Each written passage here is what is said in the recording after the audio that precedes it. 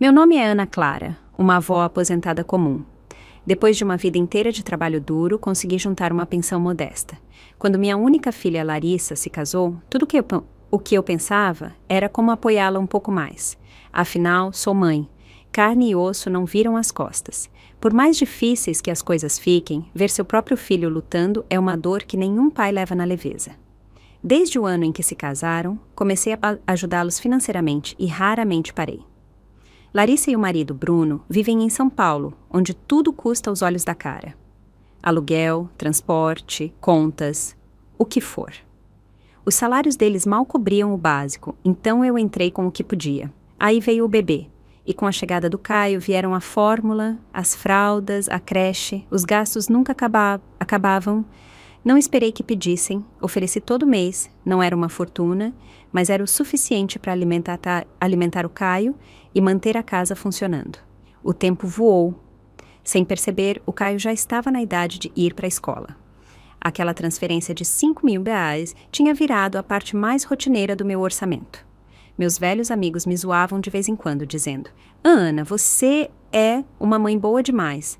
Mandando dinheiro todo mês assim, não tá preocupada que o Bruno tá se acostumando com a mesada? Eu ria, repetindo sempre a mesma coisa. Pra que ficar contando? É minha família. Enquanto eles estiverem bem, eu fico feliz. Alguns me chamavam de desinteressada, mas nunca vi assim. Só fiz o que achava que uma mãe devia fazer. Olhando para trás, talvez eu tenha sido ingênua demais. Talvez, aos olhos deles, eu tivesse me reduzido a nada mais que um caixa eletrônico ambulante. O Natal estava chegando, os dias ficavam mais frios, mas meu coração estava quentinho. Eu tinha decidido desde o começo, esse ano ia passar as festas na casa da Larissa. Queria estar com eles. Queria que fôssemos uma família. Comecei a planejar a ceia de Natal com 2 semanas de antecedência. Escolhi um moletom quentinho com estampa de dinossauro para o Caio. Ele ia amar. Para Larissa, finalmente consegui aquele cachecol de lã que ela namorava há meses, quente e chique, igual a ela. Para o Bruno, bem, ele adora café, então pedi para um amigo de Minas Gerais me mandar grãos torrados especiais. Até embalei uma lata de biscoitos caseiros e uma garrafinha de cachaça artesanal da minha cidade natal. Quando fechei a mala, as 2 bolsas grandes estavam quase explodindo. Cantarolei enquanto arrumava tudo, imaginando a cena. Nossa pequena família reunida ao redor da mesa, o peru assando no forno, o Caio rasgando os presentes na sala, o Bruno brincando comigo, a Larissa atarefada na cozinha. Só de pensar, o frio do inverno sumia. Aquela casa geminada de 3 quartos era deles desde o ano em que casaram. Na época, eles não tinham nem de longe a entrada, então gastei quase todas as minhas economias e até pedi um empréstimo para o meu irmão Roberto para ajudar na compra. Lembro do dia em que pegaram as chaves. Larissa me abraçou com os olhos cheios de lágrimas. Mãe, obrigada. De agora em diante, essa casa também é sua. Vem quando quiser. O quarto que dá para o sul é sempre seu. Bruno estava ali do lado. Não falou muito, mas assentiu várias vezes. A Larissa tá certa, dona Ana. Você é bem-vinda quando quiser. Me agarrei a essas palavras como se fossem uma brasa, acreditando que tinha criado uma filha boa e que tinha tido a sorte de ter um genro decente. Continuava morando na minha casinha, mas de vez em quando os visitava por uns dias, eles sempre eram gentis e acolhedores. Nunca imaginei que essa imagem que pintei para mim mesma, essa ilusão reconfortante de proximidade entre mãe e filha, pudesse se despedaçar tão rápido. 3 dias antes da minha viagem, parei na frente do espelho, experimentando uma roupa nova que tinha comprado para as festas. Meu celular tocou. Era a Larissa.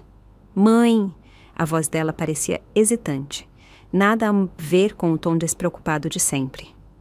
Larissa, o que houve? Meu coração deu um salto. Um medo silencioso me invadiu. Ah, nada demais, ela disse, tentando soar casual. Só estava pensando, você já reservou sua passagem? Ela falava como se fosse uma conversa qualquer, mas a voz flutuava, como se estivesse roçando a superfície de algo que não queria dizer. Eu sentia o peso das palavras, a pausa entre as frases. Aquele calor que eu sentia momentos antes esfriou, como uma nuvenzinha subindo no peito, bloqueando o sol que tinha acumulado no meu coração. Sim, tá tudo pronto. Só falta viajar. Por quê? Tá acontecendo alguma coisa? Houve uma pausa, e então ela disse baixinho: O Bruno quer falar com você um minutinho. Vou passar para ele. Antes que eu pudesse responder, a ligação já tinha sido transferida. A voz do Bruno veio, educada como sempre. Talvez até um pouco mais suave que o normal. Mas por baixo daquele tom tranquilo, eu percebi uma frieza, uma distância calculada. Oi, Ana. Oi, Bruno. Meus dedos apertaram o celular com mais força. Então, ele fez uma pausa, escolhendo as palavras com cuidado. Esse Natal pode não ser o melhor momento para você vir. Foi como um balde de água gelada na cabeça, cortante, penetrante, implacável. Minha garganta secou. Demorei um instante para encontrar forças para responder. Como assim? Por quê? Aconteceu alguma coisa? Não, nada grave. Ele respondeu com um tom leve, como se falasse do clima. É que meus pais também vão vir esse ano. Eles estão ficando mais velhos, têm o sono leve e são meio apegados às manias deles. Cada um precisa de um quarto só para si. E bem, com só 3 quartos, um para o meu pai, outro para minha mãe e outro para mim e para Larissa, simplesmente não tem espaço. Meus ouvidos zumbiam. Minha mente lutava para entender. Os pais dele ganhavam um quarto cada um, e eu, a mãe que doou todas as economias da vida para ajudar na entrada da casa, a mulher que transferia 5 mil reais todo mês como um relógio não tinha lugar. Soltei a primeira coisa que me veio à cabeça. Eu posso dormir no sofá. Sério? Não me importo, são as festas. Tô de boa até com um cobertor no chão. Ainda me agarrava esperança. Eles não seriam tão cruéis a ponto de rejeitar uma avó no Natal. Claro que não. Houve uma pausa de vários segundos. O Bruno não esperava que eu fosse tão complacente. Quando falou de novo, a irritação mal se escondia por trás do tom controlado. Ana, você não precisa passar por isso. A casa vai ficar uma bagunça com tanta gente, a sala cheia de barulho. Não ia ser confortável para você. E a Larissa e eu já estamos bem estressados com o trabalho. A gente queria relaxar nas férias, ter um tempinho a sós, um tempo privado. Essas palavras me cortaram como gelo. Era isso que eu pagava com meus 5 mil de dólares por mês? Um canto nas áreas comuns, sem espaço, para quem pagava parte da conta? Ele continuou, com a voz suave, como se estivesse me fazendo um favor. Talvez você pudesse ficar em casa esse ano ou visitar o Roberto. A casa dele está pertinho e sempre tem movimento por lá. Parecia atencioso, mas no fundo era só outra forma de dizer: não vem, você só ia atrapalhar. Meu coração afundava centímetro por centímetro. Emoção, dor, incredulidade, tudo me atingiu de uma vez, tirando meu ar. Lutei para manter a voz calma. Bruno, deixa eu falar com a Larissa. Quero ouvir dela. Ouvi um barulho do outro lado. Ele passou o celular. Mãe. A voz da Larissa era quase um sussurro, suave e trêmula. Parecia que ela estava chorando, tentando desesperadamente não chorar. Mãe, por favor, não se preocupa. Não foi por mal. É que os pais dele não estão muito bem de saúde e precisam descansar direitinho, então talvez você pudesse... As palavras dela se cortavam, se perdiam num silêncio que dizia mais que qualquer frase. E ao fundo eu ouvi claramente o Bruno pigarreando. Um som leve, mas inconfundível, um sinal, uma advertência. Ela nunca disse as palavras não vem, mas não precisava. A verdade estava escancarada. Ela nem me defendeu, nem para dizer que eu podia ficar no sofá. Ela escolheu o lado dela, e não era o meu. Tá bom, entendi. Consegui manter a voz serena. Usei toda a minha força de vontade para segurar minha dignidade. Depois, desliguei. Quando o tom de descara ecoou nos meus ouvidos, o silêncio me envolveu como um vazio, e o mundo ficou gelado. Fiquei paralisada no sofá, como uma marionete com os fios cortados. Meus olhos fixaram nas 2 malas no canto, arrumadas há dias, que descansavam quietas ao lado dos presentes de Natal cuidadosamente embrulhados que eu tinha preparado para a família. Caixas embrulhadas em vermelhos e verdes brilhantes, com fitas enroladinhas à perfeição. Mas agora aqueles pacotes alegres pareciam zombeteiros, como se rissem de mim. A voz do Bruno ecoava nos meus ouvidos. Meus pais vêm, cada um precisa de um quarto. As palavras giravam na minha cabeça como um disco arranhado, e eu não conseguia evitar que as memórias me inundassem. Lembrei quando eles casaram. Os dois viviam apertados num apartamento alugado caindo aos pedaços, velho, com correntes de ar e mal habitável. No inverno, as paredes gelavam. No verão, o ventilador de teto rangia como se fosse desabar a qualquer momento. Eu não aguentava ver eles vivendo assim, então meti a mão nas economias da aposentadoria que juntei a vida toda. Ainda não era o bastante, então pedi empréstimos para amigos e família. De algum jeito, consegui juntar o que precisavam para a entrada daquela casa geminada de 3 quartos. Passei dias correndo atrás de papelada, com dor dos pés à cabeça, mas com o coração cheio. Achei que estava ajudando minha filha a construir o lar dela. Depois veio a gravidez.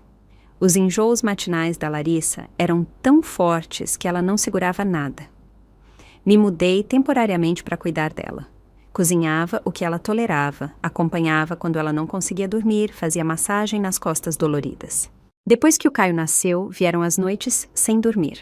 Cada vez que ele chorava, era eu quem andava em círculos pela sala, ninando ele nos braços, para que o casal jovem pudesse descansar um pouco. E durante todos esses anos, sem falta, meu celular vibrava no começo do mês. Uma mensagem do banco. 5.000 ALs transferidos direto para a conta da Larissa. Nem um centavo a mais, nem um centavo a menos. Mesmo quando eu passava aperto cortando gastos na minha própria comida, nunca falhei um mês. Dei tudo, dinheiro, tempo, energia. Nunca reclamei, nunca pedi nada em troca. Não era o suficiente? Não é isso que uma mãe deve fazer? E agora, o que eu recebo em troca é uma dispensa cuidadosamente formulada. Não tem quartos suficientes, como se eu fosse uma visita indesejada, como se tudo o que dei pudesse ser jogado fora com uma desculpa educada e uma porta fechada. Quanto mais eu pensava, menos fazia sentido. Os pais do Bruno, desde quando ficaram tão frágeis de repente, precisando de um descanso tranquilo em quartos separados? Eu lembrava muito bem. No último feriado de Tiradentes, eles estavam passeando pelo Rio de Janeiro com um grupo de turistas, comendo comida de rua, curtindo a praia, sorrindo para a câmera foto atrás de foto. As redes sociais deles estavam cheias de fotos alegres e legendas animadas. Pareciam saudáveis, felizes, sem nenhuma necessidade de descanso. Essa desculpa não era só fraca, era insultante, tão fraca que nem tentava ser convincente. Não era questão de logística, era uma mensagem clara: você não é bem-vinda aqui. E então, como uma cobra se esgueirando pelos meus pensamentos, uma revelação sombria começou a tomar forma. Eles nunca planejaram me receber. No instante em que esse pensamento caiu, me atravessou como uma pedra jogada em água parada, mandando onda atrás de onda que batiam no meu peito. Vergonha, dor, raiva, uma sensação ardente de traição que apertava minhas costelas até eu mal conseguir respirar. Não, eu não ia deixar isso passar. Não ia me deixar ser colocada de lado como um peso morto, dispensada com um sorriso falso e uma meia-verdade. Eu precisava saber a verdade toda. Mal dormi aquela noite. Rolei na cama até o céu começar a clarear. Meus olhos estavam escuros. A cabeça pulsava como um tambor de guerra, mas, curiosamente, minha mente nunca esteve tão afiada. Ao amanhecer, peguei meu celular e passei pelos contatos. Parei num nome que mal reconhecia, Lívia Mendes, sobrinha do Bruno. Só nos vimos uma vez, numa festa de Natal. Trocamos gentilezas e nos adicionamos por educação. Mal falamos desde então. Hesitei. Depois abri a conversa e escrevi com a maior naturalidade possível. Oi, Lívia, sabe o que os pais do Bruno vão fazer no Natal esse ano? Tava pensando que se não forem para casa dele, talvez eu pudesse convidá-los. Meu polegar pairou sobre o botão de enviar por um momento. Depois cliquei. Fiquei paralisada, segurando o celular com as palmas suadas. Meia hora depois, a Lívia respondeu, animada, sem saber da tempestade que estava prestes a causar. Oi, Ana! Que coincidência! Meus tios já planejaram passar o Natal na casa do Bruno. Estão super animados. A família toda vai se reunir. Eles até reservaram uma viagem para Fernando de Noronha depois das festas. Bum! Foi como se um rojão tivesse explodido na minha cabeça, só que não iluminou o céu. Incinerou a última dúvida que eu tinha. Então era isso. Mentiras. Tudo. Do começo ao fim, Tudo era mentira. A história de que não tinha quartos suficientes, de que os pais idosos precisavam descansar, era pura ficção. A verdade era simples. Eles simplesmente não me queriam lá. Eu era um estorvo, um peso, algo para ser controlado, escondido, excluído. E eu, como uma idiota, me ofereci para dormir no sofá. Estava disposta a me contentar com o chão, se isso significasse estar com minha família, mas nem um cantinho me deram. Bruno, que atuação! Deem um Oscar e uma ovação para ele. A performance foi impecável. Pena que o roteiro era uma porcaria. Eu tremia de raiva. A humilhação queimava como um rastro de pólvora. Precisei respirar fundo para que minhas mãos não tremessem, mas não ia ficar calada. Não dessa vez. Peguei o celular de novo e disquei o número da Larissa. Chega de suposições. Chega de esperar. Eu precisava de respostas e ia consegui-las. O telefone tocou um tempão antes do Bruno finalmente atender. O tom dele era cortante, já impaciente. Nem se deu ao trabalho de fingir. Sim, Ana, o que é agora? Engoli o fogo na garganta e falei com a voz áspera e fria. Bruno, deixa de enrolação. Me fala-se a verdade. Os seus pais realmente precisam de um quarto cada um por causa da saúde? Ou vocês todos vão para Fernando de Noronha depois do Natal? Houve um silêncio. Então a voz dele voltou, furiosa e tensa. Nossa, Ana, quem tá te contando essas coisas? Quem te falou isso? Ele não negou. Só entrou em pânico pensando onde estava o vazamento. E isso era toda a resposta que eu precisava. Não precisa saber de onde eu soube. Disse com frieza, a voz firme como uma espada. Só responde, sim ou não. Ele ficou em silêncio de novo, mas dessa vez não tentou disfarçar. E então a máscara caiu. Ele baixou a voz, dura, desdenhosa, com um toque de desprezo. E daí se for verdade? O Natal é para nossa família. Meus pais quase não vêm. A gente realmente precisa de você aí complicando as coisas? Sério, Ana, você não acha que está sendo um pouco demais? Essa palavra caiu como um tapa na cara. Eu tremia, as mãos apertadas, a respiração entrecortada entre raiva e angústia. Demais? Repeti, com a voz falhando de incredulidade. Bruno, eu ajudei a criar seu filho. Dei o dinheiro para vocês comprarem essa casa, mando 5 mil todo mês e eu sou a que tá demais? Ana, não distorce as coisas, ele retrucou, agora abertamente hostil. A Larissa é minha esposa. Agora a gente tem nossa própria família. Tá na hora de você parar de se meter onde não é chamada. Minha mente explodiu. Então era isso que significava se meter para ele. Minhas transferências mensais de 5 NIS, só o preço da entrada. Tolerável. E mesmo assim, eu fiquei mais tempo do que deveria. Isso era algum tipo de trabalho torto onde eu pagava para eles me deixarem vir? Onde eu tinha que comprar meu lugar com dinheiro e silêncio, sem nunca incomodar a família de verdade? De repente, vi tudo com uma clareza perfeita. A raiva me atingiu como um raio. Anos de orgulho engolido, de dor não dita, de me desdobrar pela paz. Tudo explodiu como um vulcão. Bruno, você não sente nem um pingo de vergonha? Minha voz tremia, mas rugia com um fogo que eu não sentia há anos. Quem pagou a entrada daquela casa onde você vive tão confortável? Quando você não tinha um tostão, quem gastou as economias da aposentadoria e pediu emprestado só para te ajudar? Quando a Larissa estava grávida, doente e exausta, quem estava lá todo dia cozinhando, acompanhando nas consultas, fazendo massagem nas costas dela? Quando o Caio era recém-nascido, chorando a noite toda, quem carregava ele em círculos por horas para vocês dormirem? Você diz que eu me meto? Se eu não tivesse me metido, você não teria nada disso. Houve uma pausa, e então uma risada baixa e amarga ecoou na linha, cortando como uma faca de gelo. Ana! Ele disse, com a voz cheia de desprezo. Qual é o sentido de desenterrar o passado? Você deu o dinheiro porque quis. Ninguém te obrigou. Não pedimos. Se você decidiu dar, não vem agora fingindo que a gente te deve algo. Ele nem se abalou. Continuou, aumentando o tom com um ar de superioridade moral, como se fosse ele o injustiçado. E esse dinheiro que você manda para Larissa todo mês é sua escolha. Se quer ajudar sua filha, ajuda.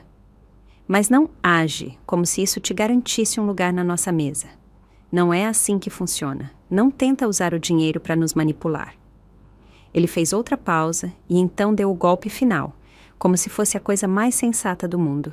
Meus pais trabalharam duro a vida toda para me criar. O mínimo que posso fazer é garantir que eles fiquem confortáveis quando vierem.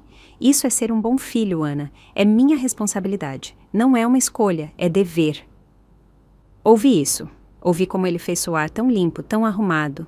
Cada sacrifício que fiz, cada real que dei, cada noite sem dormir, reduzido a nada além de uma decisão minha. Despojado de significado, descartado como fiapo numa manga. Meu apoio, minha presença, nunca foram convidados, nunca bem-vindos, apenas tolerados. E agora, nem isso. Ele dizia que era natural cuidar dos pais dele, mas a mulher que ajudou a construir a vida dele do zero era um peso, uma intrusa indesejada.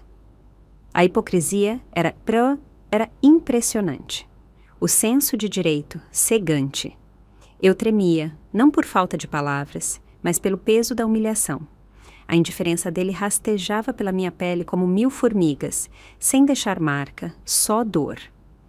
E naquele silêncio horrível, paralisante, finalmente entendi. Não adiantava discutir. Gente como no Bruno não muda porque você implora ou razoa. Eles não ouvem, não refletem. Eles pegam e depois dizem que foi você quem quis dar. Ele nunca me agradeceu, nem uma vez, porque na cabeça dele eu não tinha dado nada que merecesse gratidão.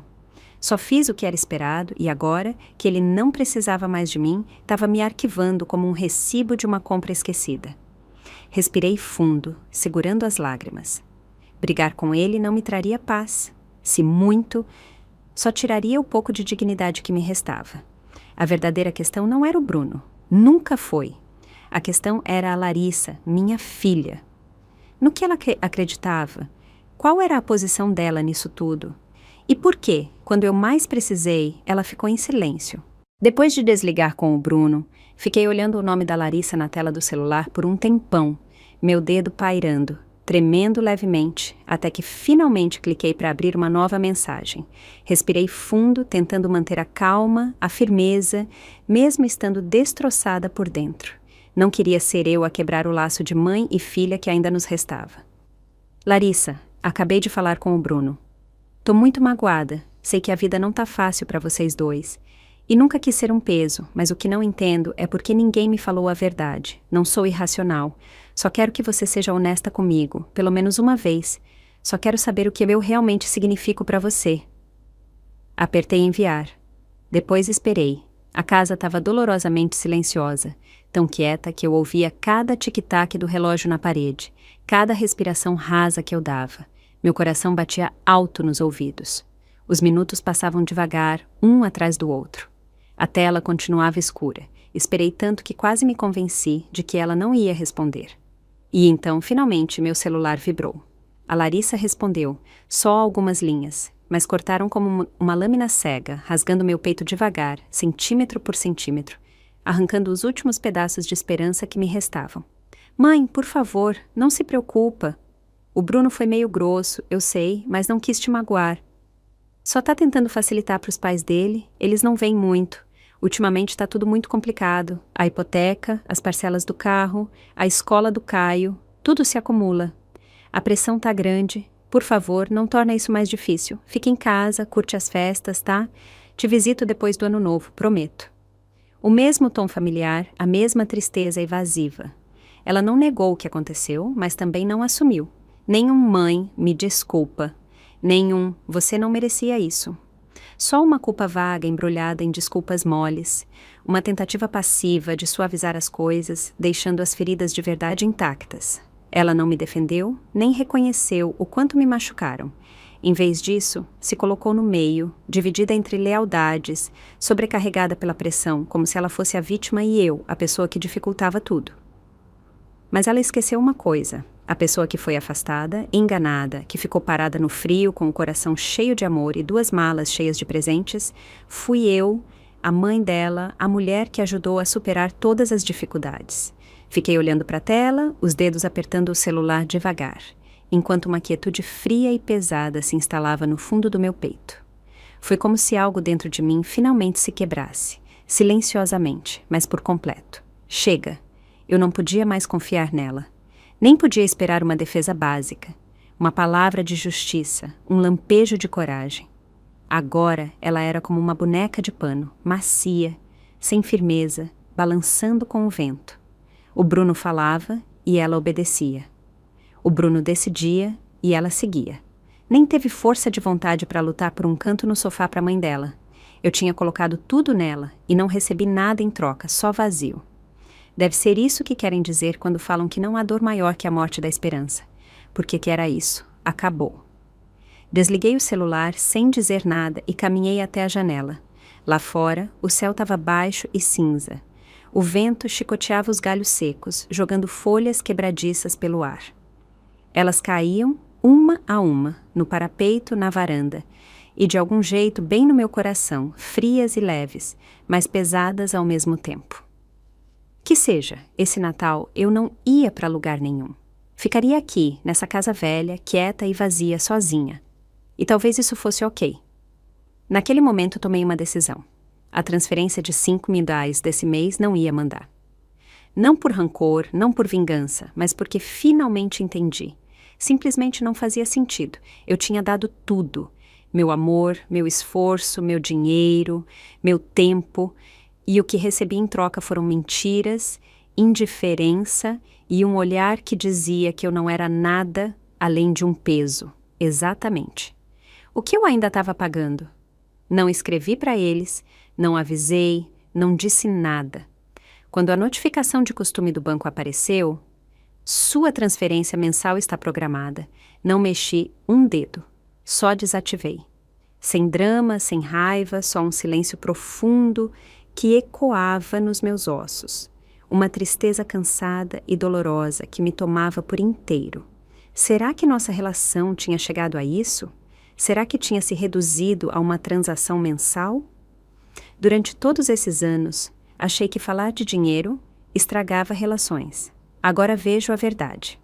Às vezes, mesmo que você nunca fale de dinheiro, a relação nunca foi real para começo de conversa. E tá tudo bem. Que esses R$5.000 sejam a prova. Vamos ver o que realmente importa para eles. A mãe ou o dinheiro? Dia após dia, o Natal se aproximava. Os vizinhos começaram a pendurar guirlandas nas portas, com luzes brancas suaves sob os beirais. Dava para sentir o cheiro de canela e maçãs assadas no ar, misturado com o burburinho das pessoas trazendo perus e garrafas de vinho para casa. O bairro inteiro parecia envolto numa atmosfera quente, como um cartão de Natal perfeito. Mas dentro de mim não tinha nada além de vazio, como uma casa velha de madeira, oca, cheia de vento frio. Não tinha entrado em contato com a Larissa. Nenhum dos dois me procurou. Era como se toda aquela conversa, as mentiras, a rejeição, tivesse sido varrida para debaixo do tapete, enterrada sob o brilho da alegria natalina. Então chegou o 5º dia depois do que antes era minha data de transferência de rotina, e meu celular tocou. Larissa. O nome dela apareceu na tela como um soco numa porta que eu não sabia se queria abrir. Por um instante fiquei olhando, sentindo uma pressão surda e pesada no peito, mas atendi. Oi, mãe. A voz dela era cautelosa, quase na ponta dos pés, com uma doçura que parecia forçada. Como você tá? Tá fazendo mais frio ultimamente. Se agasalha direitinho, tá? Tô bem, respondi, calma, distante, sem calor, sem raiva, só neutra. Que bom, ela disse, né? E então hesitou, claramente ganhando tempo. Então, hoje é Natal. Você tem planos? Será que eu podia passar aí e a gente jantar juntas? Soltei uma risada silenciosa, só na minha cabeça. Agora que ela queria saber como eu ia passar as festas? Cadê essa energia semanas atrás? Não precisa, disse com suavidade. Vou jantar na casa do Roberto. Uma mentirinha inofensiva que poupou nós duas do desconforto da verdade. Ela ficou em silêncio por um momento, e então começou a falar coisas banais. Perguntou se eu tinha começado algum hobby novo, se a padaria da esquina ainda estava aberta, se o ipê da praça já tinha perdido todas as folhas, rodeando, esperando, esperando. Eu sabia exatamente o que era.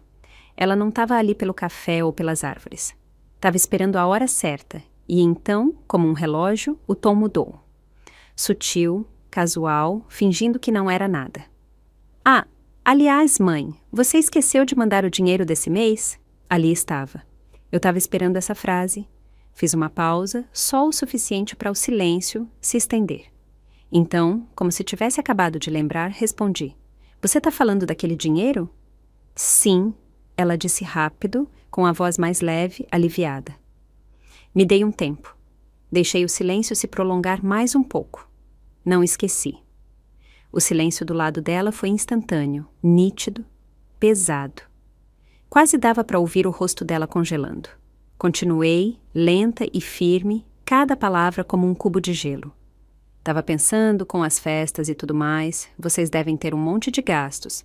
E com os sogros aí, certeza que eles também estão dando uma força. Então, na real, vocês provavelmente não precisam dos meus $5.000.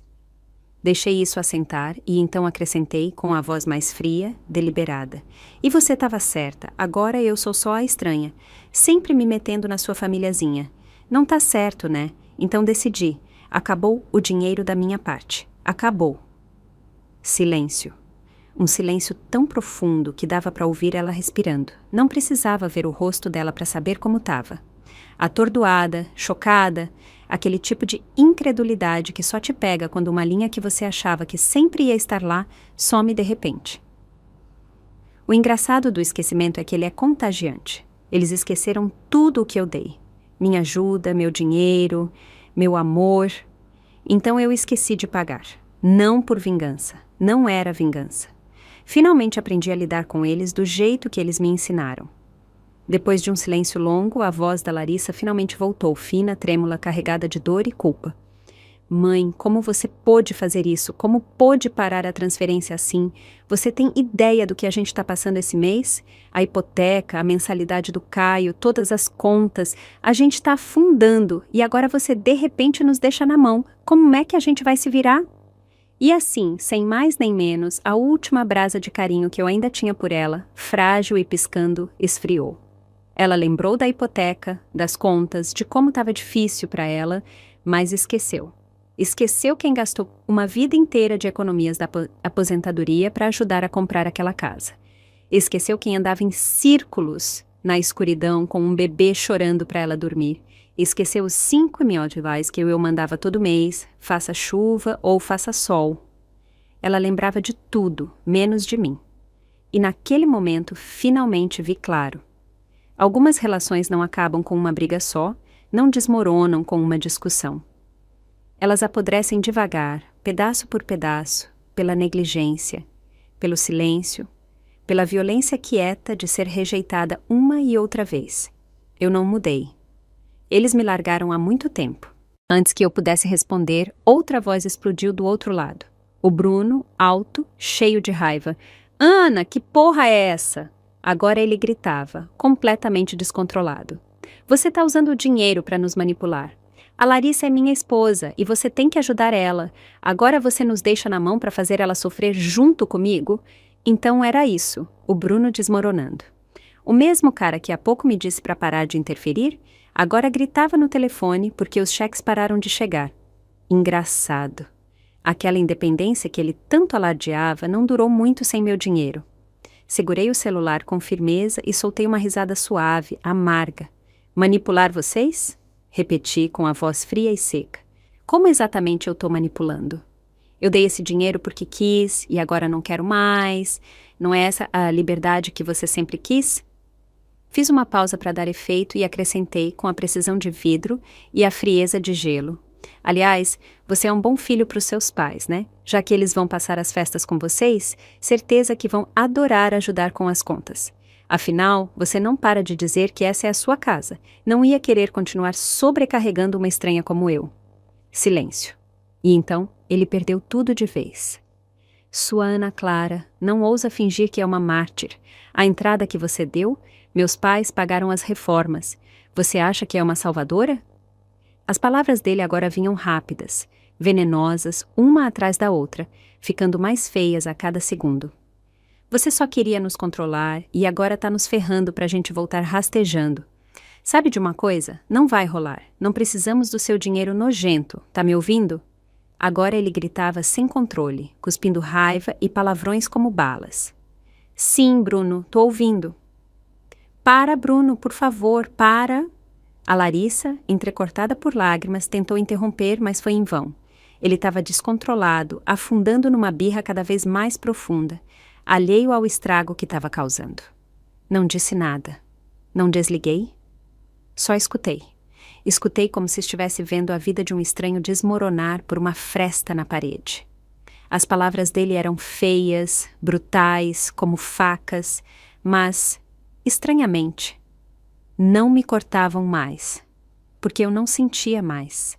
Estava anestesiada, não porque não doesse, mas porque a dor tinha esgotado minha capacidade de sentir. Era como se eu flutuasse fora de mim, observando de longe uma cena triste e ridícula. Um homem adulto gritando no telefone, uma mulher chorando ao fundo e uma senhora, eu, finalmente percebendo que alguns finais não são feitos de fogo e fúria. São feitos de silêncio, clareza e uma porta que se fecha quietinha atrás de você. Quanto mais o Bruno esbravejava, mais claro ficava tudo. O ataque de insultos, tão altos e grosseiros, era como uma faca enferrujada e cega. E ainda assim, de algum jeito, cortou o último fio ao qual eu me segurava. O último fio de esperança que eu tinha por essa família, pela Larissa, pela fantasia de um laço sagrado e inquebrável entre mãe e filha. Por muito tempo, tive medo do confronto, medo dos silêncios desconfortáveis, medo de que falar demais pudesse estragar a relação. Mas agora, depois de ser arrastada de cara no chão pela mesma gente por quem eu teria caminhado sobre brasas, percebi uma coisa: quando a fachada quebra, fica mais fácil respirar. Pelo menos eu não precisava mais atuar na farsa, fingindo que éramos a imagem de uma família amorosa e grata, que eu era a mãe generosa e eles, os filhos leais. A voz do Bruno finalmente começou a falhar. Tantos gritos o deixaram sem fôlego. O único som que restava na linha era a respiração dele, pesada e furiosa. Esperei um momento antes de falar, calma, firme, fria como água parada. Terminou? Silêncio. Como se ele não esperasse que eu soasse tão tranquila. Soltei um suspiro leve. Não estava cansada, só farta. Bruno, você me disse uma coisa antes. Disse que você e a Larissa são uma família independente e que eu não devia interferir. Tá bem, respeito isso. A partir de agora, não vou interferir nunca mais. Fiz uma pausa, deixei isso pesar. Já que acham que eu estava usando o dinheiro para controlar vocês, deixa eu simplificar. Não vai ter mais dinheiro. Não vou dar nenhum centavo, sem mal-entendidos, sem condições. De agora em diante, me retiro da vida de vocês para sempre. Não gritei, não chorei, nem hesitei. E talvez por isso as palavras cortaram mais fundo, porque não vieram com raiva. Vieram de algo mais frio, mais forte, definitivo. Acrescentei uma última coisa, com a voz tão calma quanto antes. Não se preocupa, vocês não vão mais receber uma ligação minha. Não vou mais atrapalhar a sua famíliazinha. Finalmente a voz da Larissa se intrometeu, em pânico, trêmula. Mãe, por favor, não fala assim. Ele não quis dizer isso, só tá nervoso. Não era isso que ele queria. Soltei uma risada suave, triste. Querida, não me importa o que ele quis dizer. O que importa é o que ele disse. E mais importante, você ouviu cada palavra e não o parou. Ela ficou paralisada. Dava para sentir. A culpa subindo pela garganta. Eu só... A voz dela falhou. Pequena, lamentosa. Mãe, tá sendo muito difícil. Eu sei que tá difícil, Larissa, disse com suavidade. Mas para mim também. Você estava tão ocupada sentindo pena de si mesma, presa no meio, que nunca parou para pensar como é estar completamente sozinha no Natal, sentada numa casa silenciosa, com 2 malas fechadas e ninguém voltando. Você sempre entendeu, só nunca se levantou. Nenhuma vez disse, mãe, fica, por favor. Silêncio de novo. Daqueles que dizem tudo. Olhei pela janela. O céu tinha escurecido. Na esquina, algumas casas acenderam as luzes. Pequenos pontos quentes contra o crepúsculo de inverno. O vidro me devolveu meu reflexo. Calmo, estranho, desperto. Tá bem? disse finalmente, baixo, mas firme. Aproveita suas festas, não liga de novo. Tô bem, de verdade, não precisam se preocupar comigo. E com isso, desliguei. Desliguei o celular e o coloquei de cara para baixo na mesa. E pela primeira vez em muito, muito tempo, não senti nada além de paz. Os dias seguintes foram tranquilos. Lá fora, o mundo girava para o Natal. Os vizinhos enfeitavam as varandas com luzes piscantes. Risadas ecoavam pelo quarteirão, enquanto as crianças corriam pelas calçadas com patinetes, e as portas das casas ganhavam guirlandas de azevinho, estrelas douradas e laços vermelhos brilhantes. Mas minha casa ficou quieta. Não pendurei guirlanda, não coloquei luzes. Em vez disso, escrevi 3 palavras simples no capacho da entrada: deixa a neve cair. Houve 2 batidas na minha porta aquela semana. A primeira foi da dona Joana, a vizinha idosa do outro lado do corredor. Ela chegou com uma lata de biscoitos de especiarias caseiros, e sua habitual calorosidade atravessava até a madeira que nos separava. Falava sem parar pela porta sobre a filha que veio de avião de Florianópolis, o neto que veio junto, e a família toda reunida na sala cantando músicas natalinas.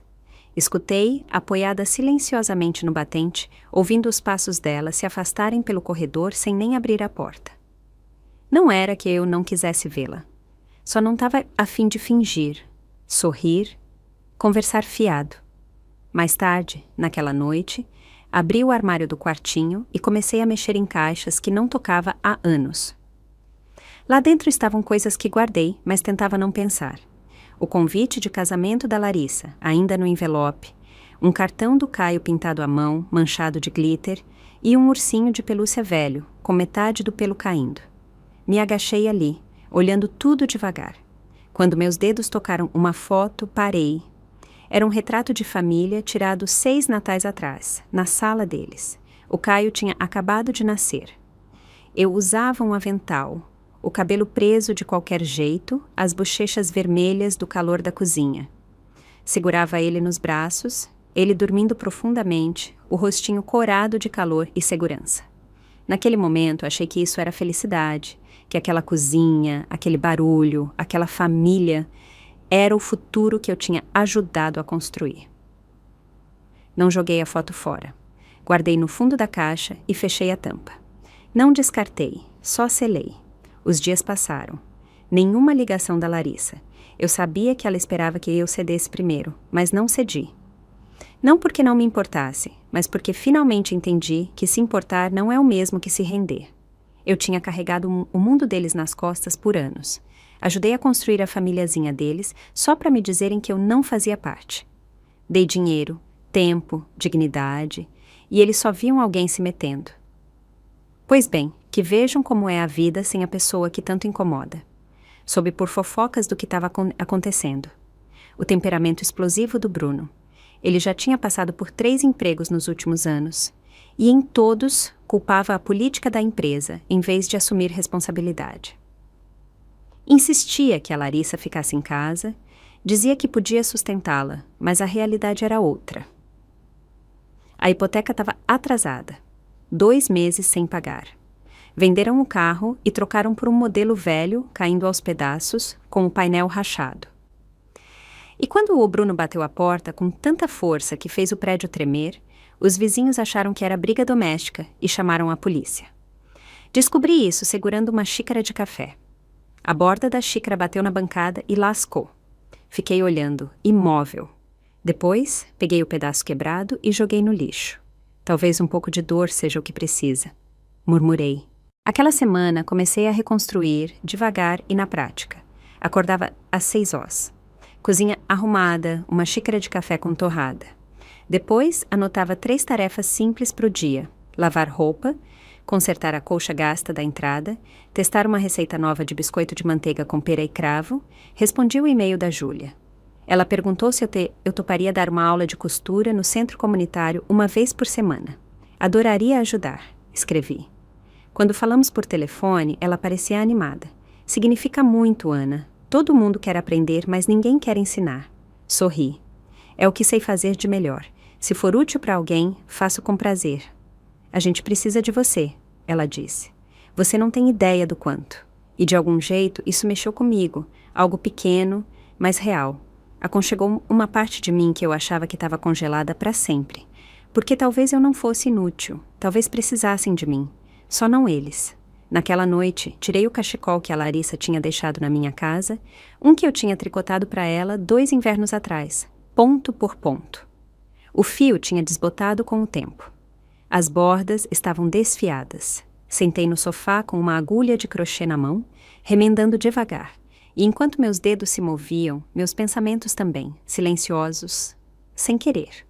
Eu estava aquecida, com roupa de sobra. O Bruno ainda estava com raiva. Não mandava dinheiro há semanas, mas isso não significava que eu tinha parado de me importar. Eu tinha parado de confundir cuidado com obrigação. Finalmente estava aprendendo que amor não precisa vir às custas da autodestruição. Arrumei o quarto de hóspedes, coloquei lençóis de flanela limpos na cama, estendi o cobertor elétrico. Até deixei uma caixinha de biscoitos de morango, os favoritos dela, na mesinha de cabeceira. Não porque esperasse que ela voltasse, mas porque, se um dia o peso de tudo ficasse grande demais, se ela não tivesse para onde ir, eu queria que ela soubesse. Ainda tinha uma luz acesa ali aqui. Não por fraqueza, mas por paz. Não entrei em contato com ela e ela não ligou. Vivemos em silêncio por quase 1 mês, sem chamadas perdidas, sem batidas na porta. Comecei a acreditar que era o fim, que nosso laço estava quebrado demais para ser consertado, que o amor de mãe e filha, uma vez rachado como um móvel velho, simplesmente não tinha jeito. Mas então, numa sexta-feira à noite, algo inesperado aconteceu. Acabei de entrar da varanda, com os braços cheios de roupa seca, quando a campainha tocou. Alto, urgente. Sequei as mãos e fui até a porta. Olhei pelo olho mágico. Era ela.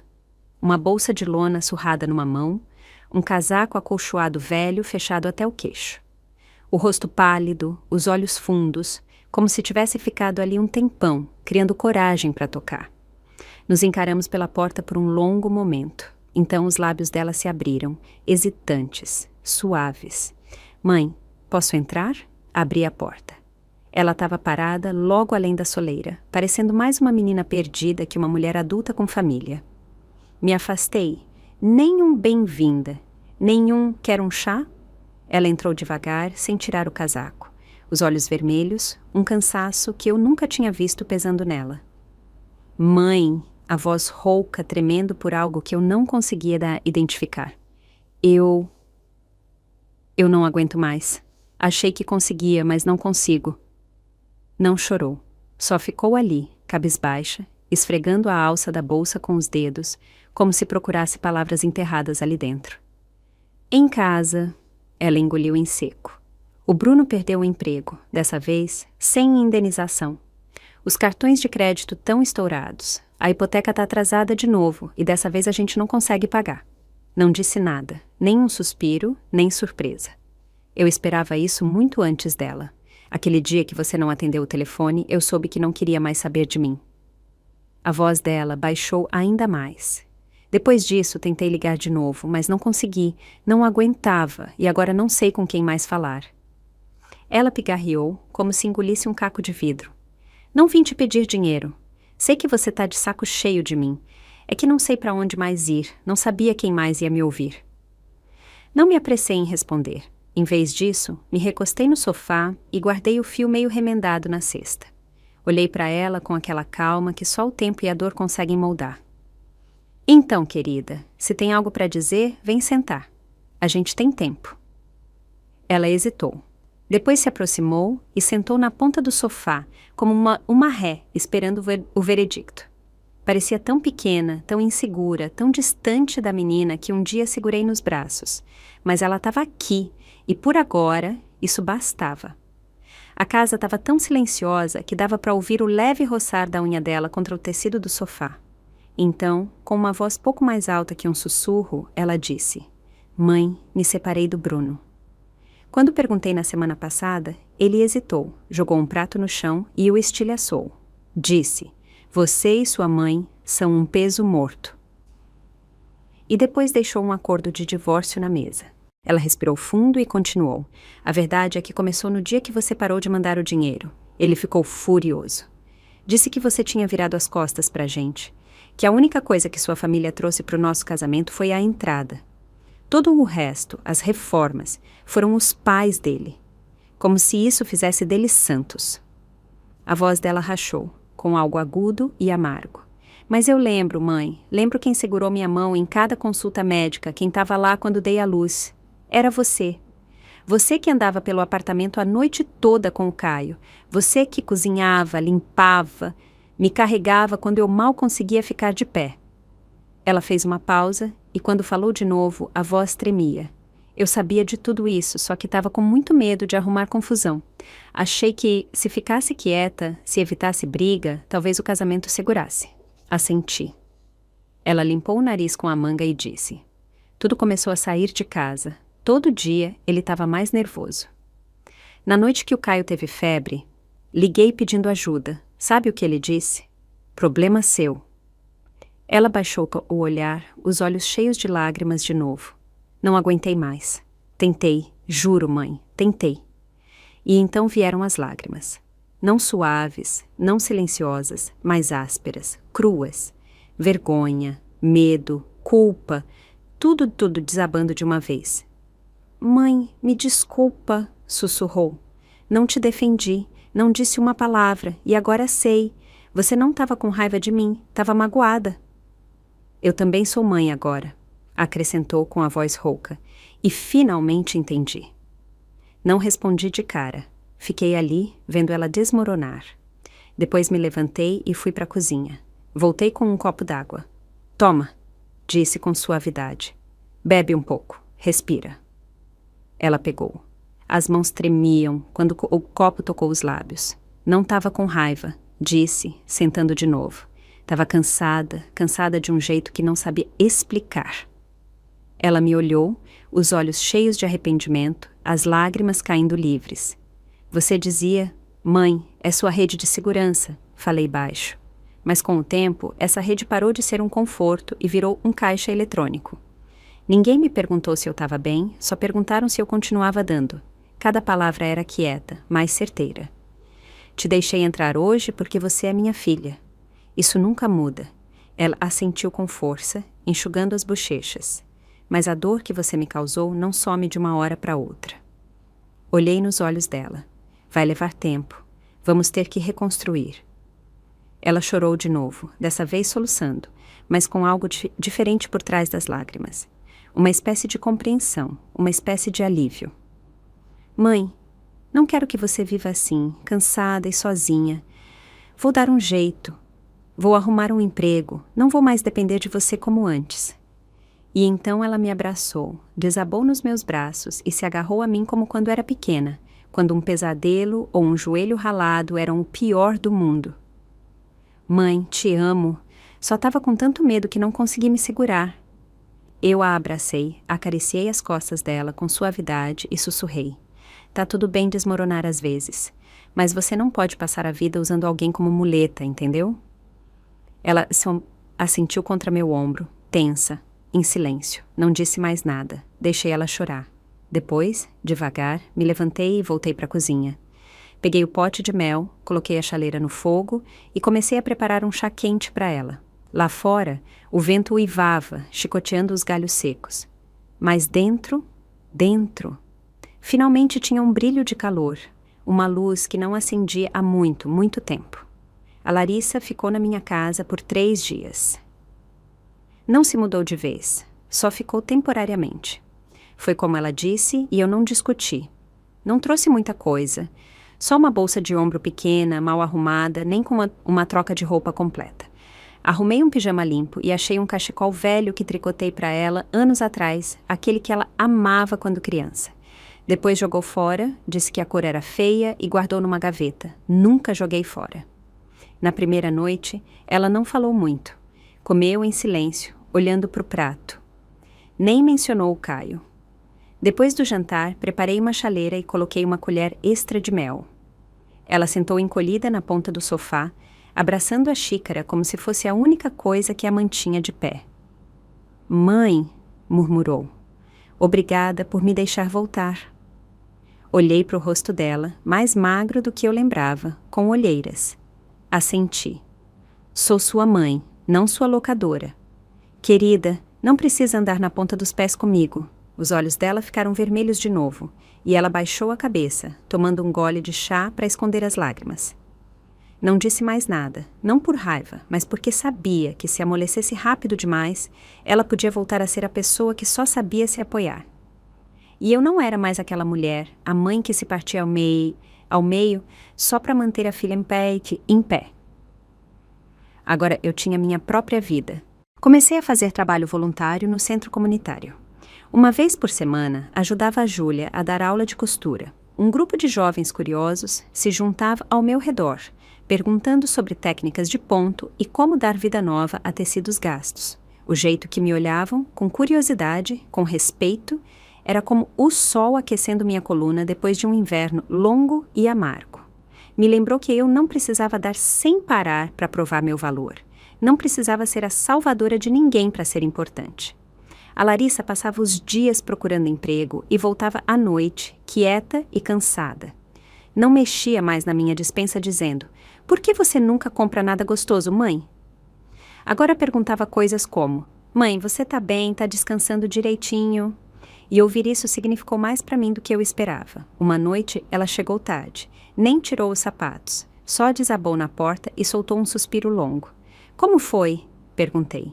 Ela balançou a cabeça. "Mandei uns 7, 8 currículos. 2 lugares me chamaram para entrevista, mas disseram que a concorrência tá grande. Tô na espera." Hesitou um instante e acrescentou baixinho: "Nunca procurei emprego sozinha. Sempre era você, depois o Bruno, sem fazer nada." Não tentei acalmá-la. Já era a hora. "Você ainda é jovem", disse. "Tá tudo bem começar do zero." Ela assentiu devagar. "Tentei uma vaga numa loja de conveniência.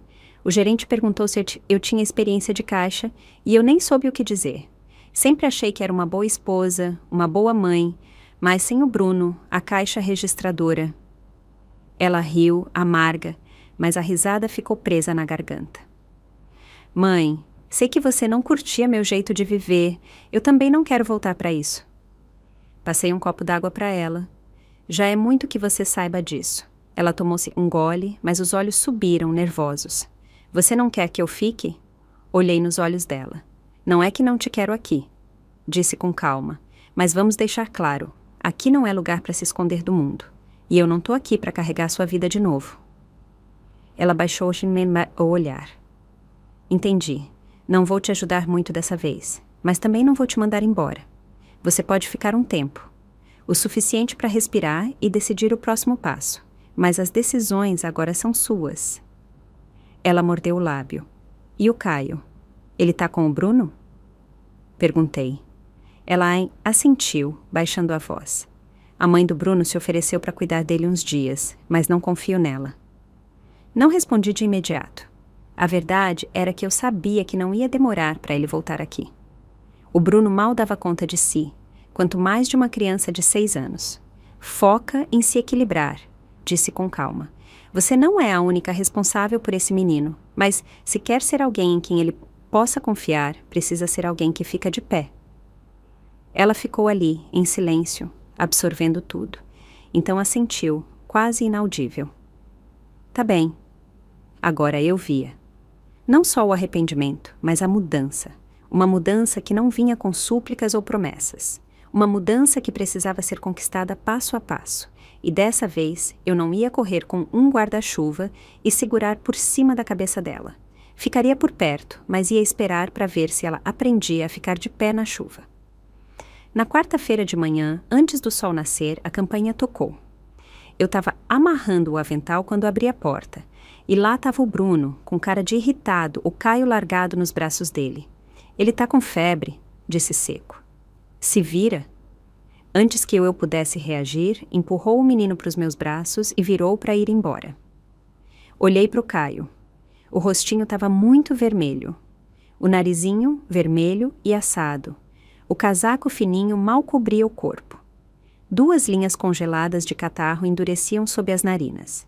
Levei ele para dentro e chamei a Larissa. Quando ela viu, o corpo todo despencou.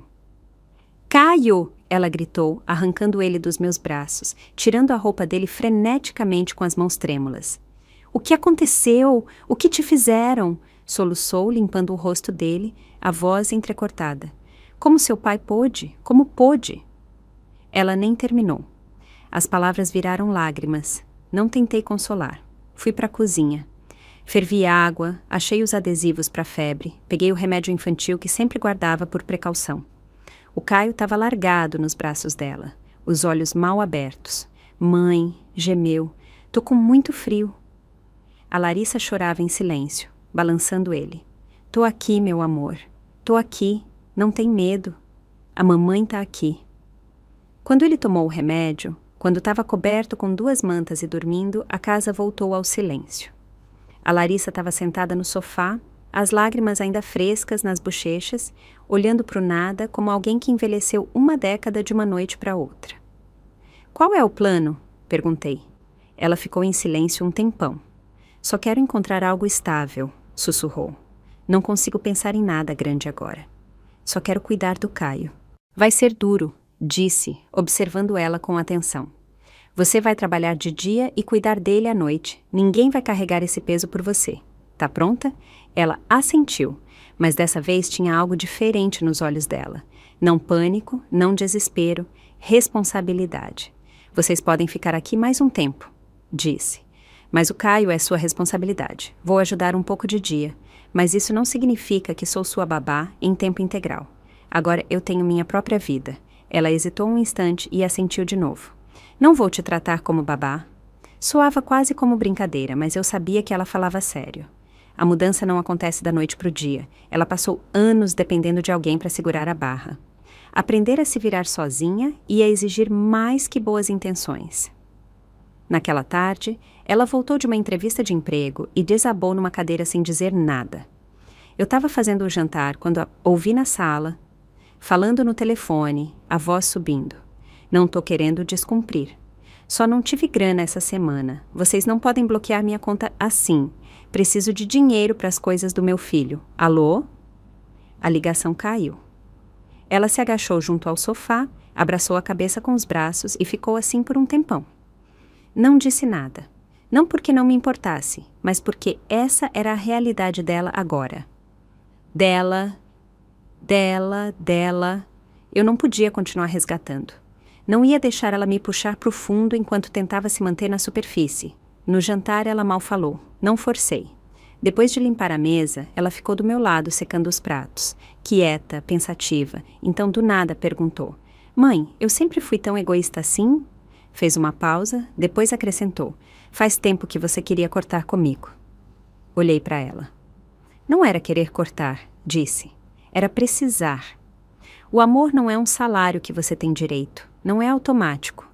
É algo que a gente dá um para o outro com respeito, com limites. Não é só precisar de algo e esperar que a outra pessoa entregue. Os olhos dela se encheram de lágrimas. Sequei as mãos e me aproximei. Larissa, essa é sua segunda chance. Você vai errar, vai cair, mas não pode continuar esperando que os outros consertem. Um dia, quando você finalmente ficar de pé, vai olhar para trás e agradecer que eu não te mimei. Vai agradecer que finalmente parei de te segurar toda vez. Ela mordeu o lábio e assentiu. Mãe, obrigada por ainda me acolher. Dei um leve sorriso. Não te acolhi. Tô só te conhecendo de novo. Ela riu entre lágrimas e eu não consegui evitar sorrir também. E naquele momento, senti. O espaço entre nós, antes cheio de ressentimento, silêncio e dor, tinha mudado. Não sumiu, amoleceu. Não íamos voltar a ser o que éramos. Estávamos começando algo novo, uma relação que não se baseava mais no desequilíbrio, mas no crescimento mútuo. Respeito mútuo. Coloquei uma tigela de sopa quente na frente dela e disse: Come, amanhã tem outra entrevista. Não dá para negociar com a barriga vazia. Ela riu, enxugando o rosto, ainda sorrindo.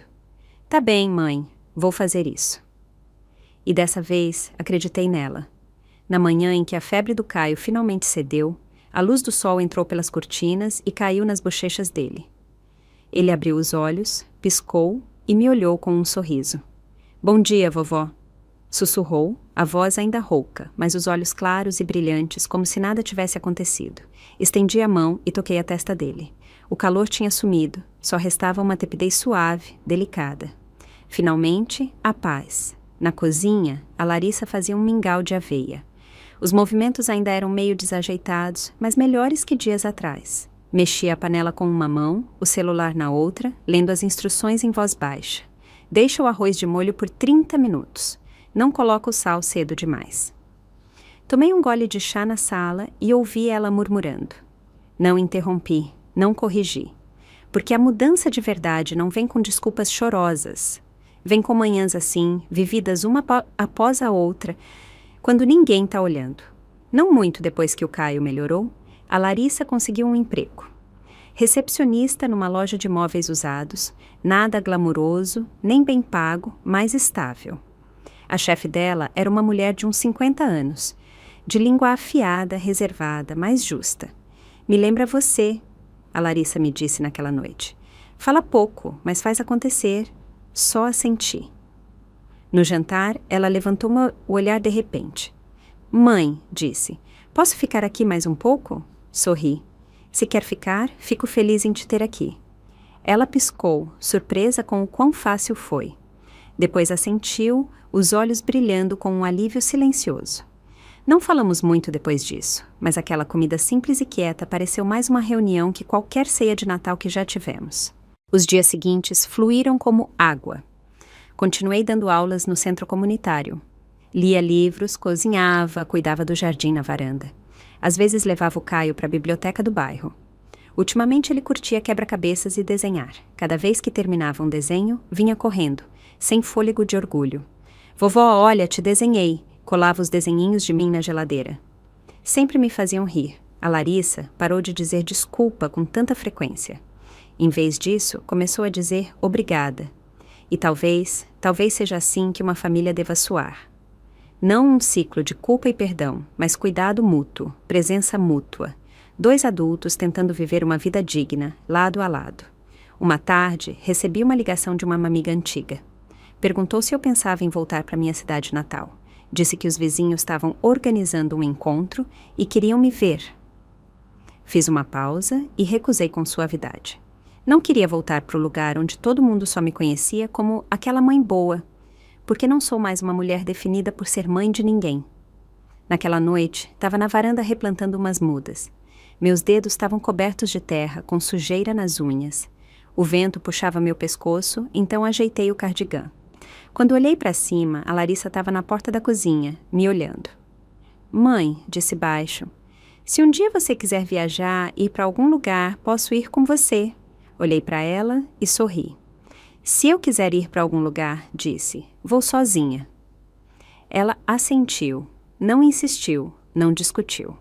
Ela entendeu, aceitou, não porque eu a amasse menos, mas porque finalmente entendi o que amor de verdade significa.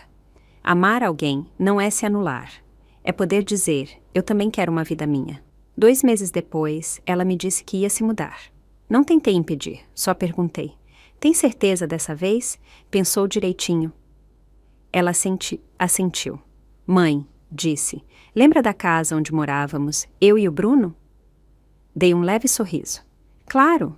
Abri mão da minha parte. Deixa o Bruno lidar com a hipoteca. Se ele quer ficar, que fique. Quanto a mim, aluguei um apartamento pequeno perto da escola do Caio. Vamos morar lá de agora em diante, e você sempre vai ser bem-vinda para nos visitar. Assenti. Não perguntei detalhes. Sim, eu paguei por aquela casa, mas isso é passado. Desenterrar só reabriria feridas que finalmente começaram a cicatrizar. Às vezes, o verdadeiro acerto de contas não é correr atrás do que te devem, mas ver a dívida pelo que é, ver o devedor pelo que é e se afastar para sempre. Acompanhei ela e o Caio até a porta. Vi eles sumirem na esquina. Acenei e naquele momento não teve lágrimas, não teve tristeza. Só fechei a porta, voltei para a cozinha e preparei uma chaleira de chá. A sala voltou à quietude.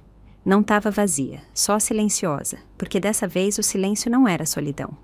Era o espaço que finalmente reclamei para mim. Olhando para trás agora, vejo claro.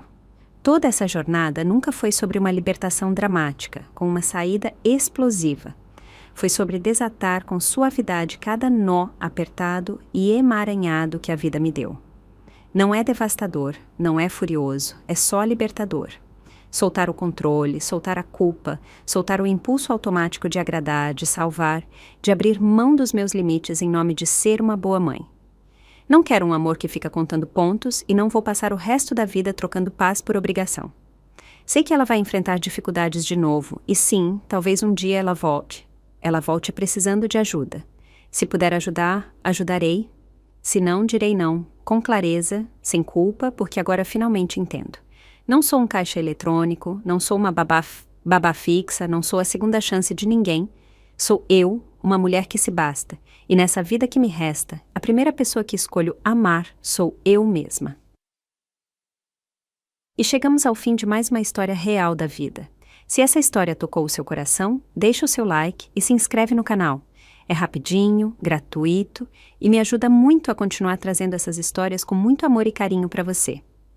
Me conta nos comentários, de onde você está me assistindo, que horas são aí agora e o que essa história fez você sentir. Eu leio cada comentário com muito carinho e adoro saber um pouquinho de cada um de vocês. Se quiser me apoiar ainda mais, você pode enviar um super obrigado. E olha, se quiser ouvir mais histórias como essa, é só clicar em um dos vídeos que estão aparecendo aqui na tela. Um abraço bem apertado. Que bom que você existe.